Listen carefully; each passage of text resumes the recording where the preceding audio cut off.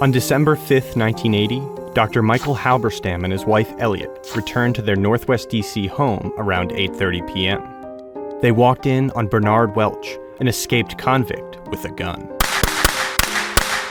The doctor was shot when he surprised Welch during a burglary at his home, and although fatally wounded, ran Welch down with his car before he died. The news of Halberstam's death sent Washington reeling. He was a pillar of D.C. society. The fact that he had run over his own killer while driving himself to Sibley Hospital was hard to fathom. Police arrested the injured Welch and traced his car back to an address in Great Falls, Virginia. There, they found millions worth of jewelry, silver, and other valuables stolen from homes all across the D.C. area. The whole scene could have been mistaken for a warehouse at the Smithsonian, remarked the Washington Post.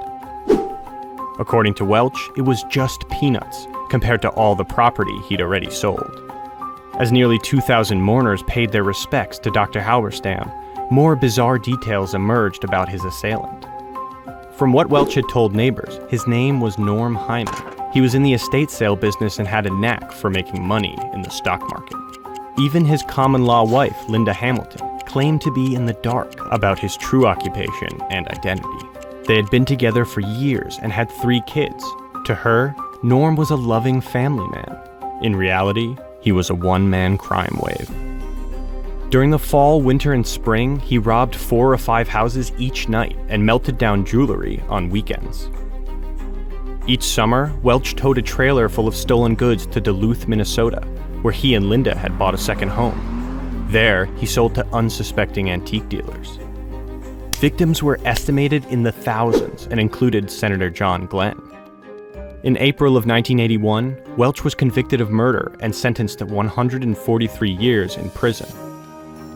But that's not where the story ends.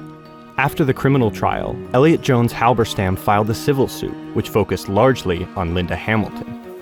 What was her role in all that had happened? Well, Linda admitted to keeping sales records for Welch and putting the transactions in her name, but she continued to deny knowledge of his burglaries.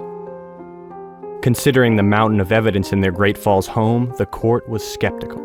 It found Hamilton liable as a co-conspirator in Dr. Halberstam's death. An appeals court agreed and outlined a detailed legal litmus test for aiding and abetting. The decision proved to be an important precedent in ways Elliot never could have imagined. Over the past 2 decades, the litmus test from the Halberstam case has been central to lawsuits against alleged sponsors of international terrorism, including a landmark $156 million judgment against U.S. charities linked to Hamas.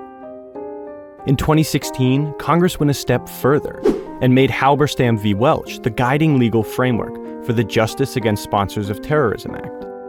The law gives victims, including 9/11 families, new avenues to pursue civil damages against groups found to have aided and abetted terrorists. For more strange but true stories from DC area history, check out our Boundary Stones playlist and subscribe to WETA PBS on YouTube.